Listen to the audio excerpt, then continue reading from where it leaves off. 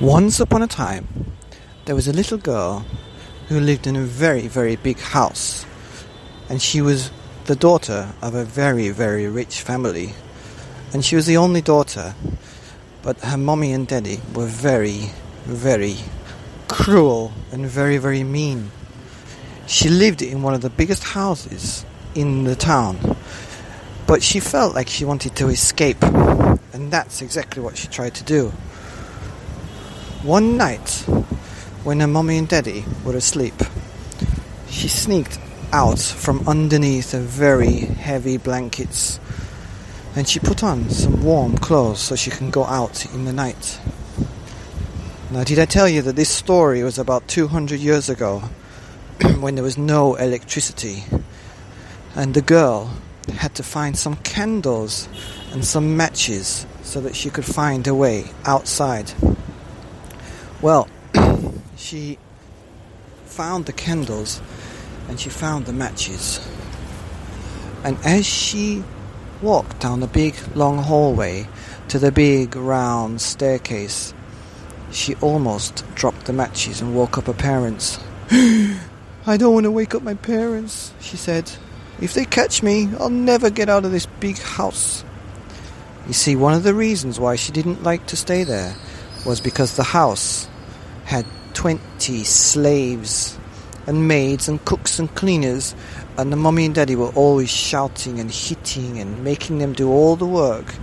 And the girl, who didn't do a day's work in her life, felt really sorry for these people, and she couldn't do anything about it. So she wanted to send a message, and she thought she'd run away. Standing at the top of the staircase looking down, she didn't know whether to go back to her room or to run.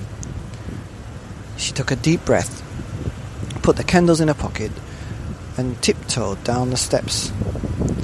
She came to the big door, which was really hard to open, and she took her 20 minutes just to lift the latch.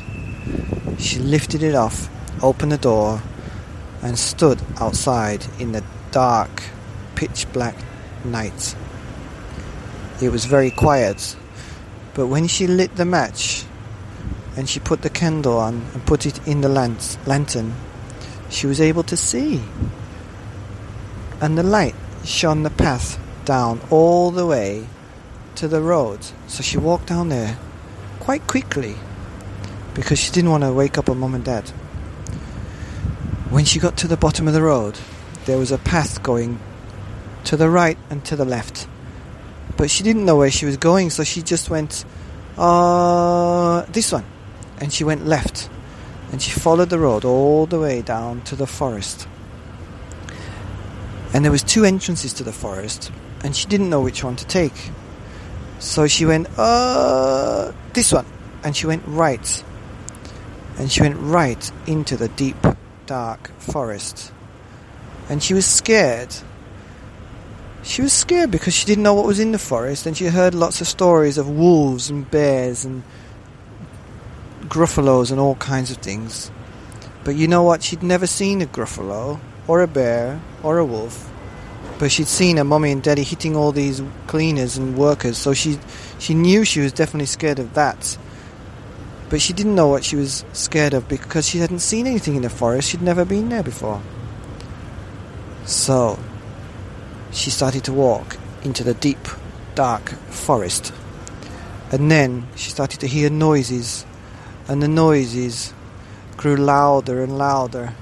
And these noises were of owls and birds and the growls of what seemed to be bears. Now she started to get worried and scared, and she didn't know which way she was going, so she started to run faster and faster into the forest. And she got to the place where she thought she could see the moon through the top of the trees, and it was light. And she stopped, and her heart was racing and her blood was pumping, and she couldn't hear the noises anymore. And she sat down, and she was so tired because it was the middle of the night. She fell asleep. Well, the next day she woke up, and she was in the middle of the nice forest, and she didn't know what to do. So she kept walking in the same way she was going. She walked and she walked and she walked. And she walked for miles. She walked for miles and miles. Sometimes she stopped and she could pick the fruit from the trees. So she knew she was going to be alright. And she started to walk what seemed to be up this long hill. And then she got to the top of the hill and she could see the sea. She could see the ocean. And she could see a boat getting ready to sail. So she ran down there and she snuck onto the ship where nobody could see. And just as the ship was about to leave, the captain saw this little girl and said, "Hey, what are you doing on my ship?" She said, "I'm running away from my mummy and daddy." "Why are you doing that, you silly girl?" "Because they're hitting all the cleaners and stuff." "Oh, where's your mummy and daddy live?" So the captain stopped the ship, got off with this little girl, took all his soldiers and men and drove his horses to this girl's house. They got to the house and the captain knocked on the girl's door and the daddy came out, and the captain looked very angry, and he shouted at his mummy and daddy. He said, "Hey, you stop treating these workers like that, because your daughter almost got onto my ship and sailed away, and we were going to the other side of the world and you would never see your daughter again. So what do you want to do? Do you want to keep hitting these people, or do you want to live with your daughter?" Well, suddenly in 1 second the daddy and mummy realised what they'd been doing, and they promised the captain of the ship, who was a very scary looking big guy, that they would never do it again. And so the captain gave the little girl a hug and said, "Don't worry, go on." And the little girl ran and gave her daddy and mummy a big hug. And they went back into the house, and from that day on, the rich parents did not treat these cleaners badly at all. In fact, they all became part of the family and treated them really nicely. And the girl grew up to have a big house of her own and have lots and lots of cleaners and stuff, and she treated them all very, very nicely. Because that day when she ran away, she learned 2 things. One of them was that it's silly to run away from something that you're scared of, because you can tackle it yourself. And 2, sometimes you need somebody like a sailor to come and help you, to tell people what's right and what's wrong, and that some people do change, and that you can really live happily ever after.